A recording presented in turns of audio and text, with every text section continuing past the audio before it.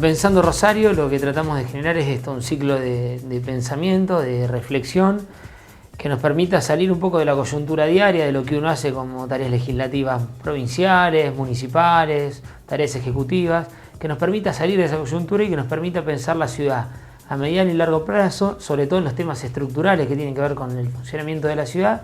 y principalmente con la finalidad de lograr acuerdos entre actores que provienen de distintos espacios políticos para que esos acuerdos, como te decía antes, que concreten políticas públicas de mediano y largo plazo, se transformen en políticas de Estado y nos permitan introducirnos a un camino de desarrollo y crecimiento sostenido, ya sea a nivel nacional, provincial o municipal, ¿no? Tiene que ver con obras de infraestructura muy importantes, tiene que ver con la cuestión de la seguridad, tiene que ver con la cuestión de cómo se vive en los barrios, tiene que ver con resolver la problemática del transporte público y de la recolección de residuos. Como decía, hay conquistas logradas, sobre esas conquistas hay que reconocerlas y mantenerlas, pero hay que empezar a darle respuestas a todas estas demandas que implican el funcionamiento de una gran ciudad. Para que la gente entienda, las ciudades antes se dedicaban básicamente al ABL, alumbrado, barrido y limpieza. Bueno, hoy las ciudades se transformaron en grandes ciudades-estado que absorben muchísimas más demandas y que como absorben más demanda empiezan a tener que dar más respuestas. A veces al no tener autonomía municipal en la provincia de Santa Fe y al haber tal poco federalismo fiscal no se cuenta con los recursos ni con la capacidad jurídica para hacerlo. Pero es un proceso de transformación que tenemos que empezar a dar porque si no se produce un quiebre social como el que se produce hoy en las grandes ciudades del país. Los gobiernos locales como las municipalidades, los concejales son quienes reciben la demanda, pero no son quienes tienen los recursos y la capacidad jurídica para dar respuesta a esta. Hay que tratar de juntar en la misma persona, en la municipalidad, las demandas con la capacidad de respuesta.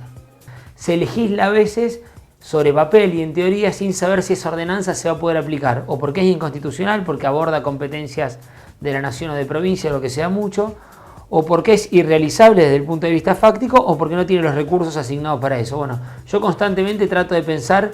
que la ordenanza que yo estoy sancionando acá sea transformadora de la realidad, y para que sea transformadora de la realidad y genere beneficios sociales, tiene que ser una ordenanza que pueda ser llevada a cabo por el Ejecutivo Municipal. Ahí después también hay una tarea que tiene que ver con el proceso posterior a la aprobación de la ordenanza, que es estar persiguiendo, negociando y trabajando para que el Ejecutivo Municipal la reglamente y la aplique respetando el espíritu de lo que se quiso legislar, ¿no? Pero claramente quienes tenemos esta formación más vinculada con el Ejecutivo, a veces lo vemos reflejado o influenciado en nuestro trabajo legislativo.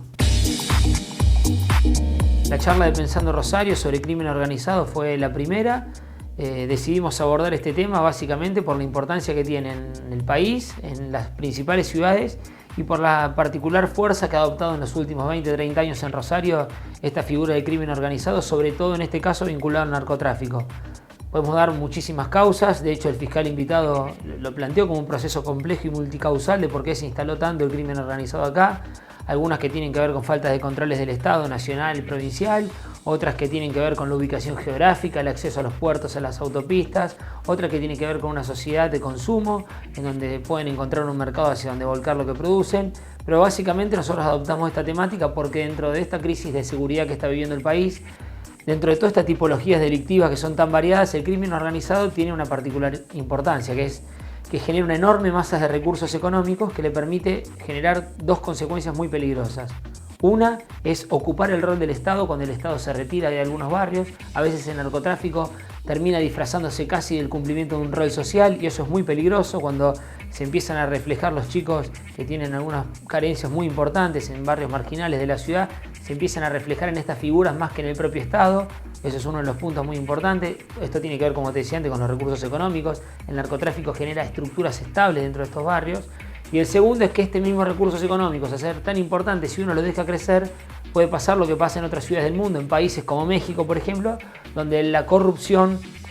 utilizando estos mecanismos económicos, ¿no?, te penetra en los distintos estamentos del Estado, policía, poder judicial, ejecutivo, legislativo, y una vez que la sociedad y el Estado está tan enferma, se hace muy difícil curarlo, lo podemos ver en muchos lugares del mundo. Nosotros claramente creemos que estamos en un estadio, en una etapa previa a eso, por lo tanto es urgente abordar este tema para que luego no sea tarde.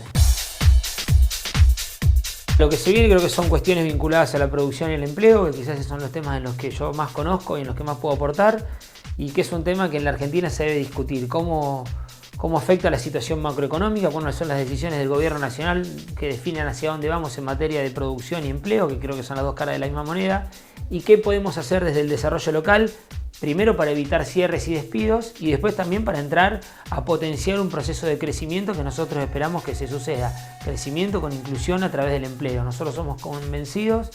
que para que todos los problemas que tiene la sociedad argentina se terminen, lo primero que se debe dar es un gran proceso de inclusión social. No existen sociedades que hayan tenido éxito si no fue a través de equilibrar las desigualdades que tienen. Y este proceso de inclusión social cada uno lo aborda de la manera que ideológicamente considera que es más conveniente. Nosotros consideramos que el proceso de inclusión social solamente puede venir a través de la incorporación del trabajador desocupado al empleo formal.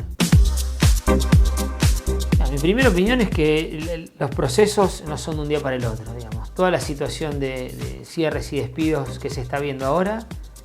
primero habría que ver estadísticamente a qué responden y cómo responden, pero en segundo lugar no tienen que ver solamente con un proceso de 4 meses del gobierno de Mauricio Macri, sino que tienen que ver verdaderamente con un proceso de casi 5 años de recesión con inflación que nosotros venimos teniendo. La industria lleva aproximadamente 24 meses de caída consecutiva, la industria es mano de obra intensiva, es el gran dador de empleo de la República Argentina.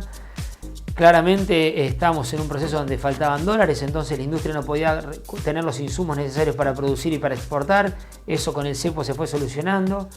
El gobierno nacional no le ha encontrado todavía la vuelta al proceso inflacionario. Creo que la única medida que ha tomado es planchar un poco la economía. Entonces vos quizás atacás la inflación, pero por otro lado generás recesión y la recesión genera pobreza. Estamos con expectativas de que esto cambie en el segundo semestre, es lo que se dice, esperemos que así se dé. Mientras tanto tenemos que tener un gran pacto social que hay que trabajarlo desde nación, desde provincia y desde municipio, para que por un plazo de 90 o 120 días las empresas de la República Argentina no tomen ninguna decisión vinculadas a suspensiones y despidos. Hemos tenido, más allá de esta recesión de los últimos años, hemos tenido enormes etapas de crecimiento, sobre todo donde las grandes empresas han tenido ingresos muy importantes y creemos que tienen la espalda suficiente para poder soportar este proceso. Acá tiene que haber un involucramiento y una colaboración muy importante del sector empresario que claramente hoy nos está dando en la República Argentina. Nosotros creemos que más allá del trabajo legislativo, del pensamiento por fuera de lo coyuntural, de la proyección de la ciudad que queremos y de los trabajos que tienen más que ver con la formación y el debate de ideas, también hay una realidad que es estar en contacto cotidiano, precisamente, valga la redundancia, con la realidad que nos rodea, con la realidad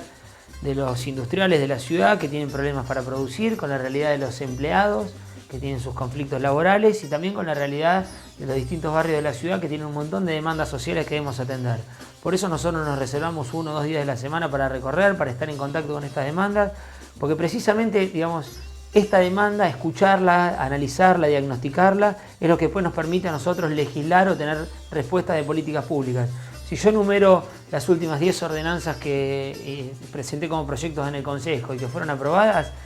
8 de ellas responden exclusivamente a haber escuchado a determinado sector con una demanda puntual. A los industriales que no tenían suelo para producir, a los empleados que se estaban capacitando en cuestiones que no estaban vinculadas con la demanda laboral, a sectores sociales que nos reclamaban obras de infraestructura y nosotros debíamos cumplirla. Bueno, escuchar en política es a veces hacerse de los insumos necesarios para poder tener un trabajo bien orientado hacia el que lo necesita. Si no, tanto nuestro tiempo como los recursos del Estado se terminan distribuyendo o malgastando de una manera poco eficaz, ¿no?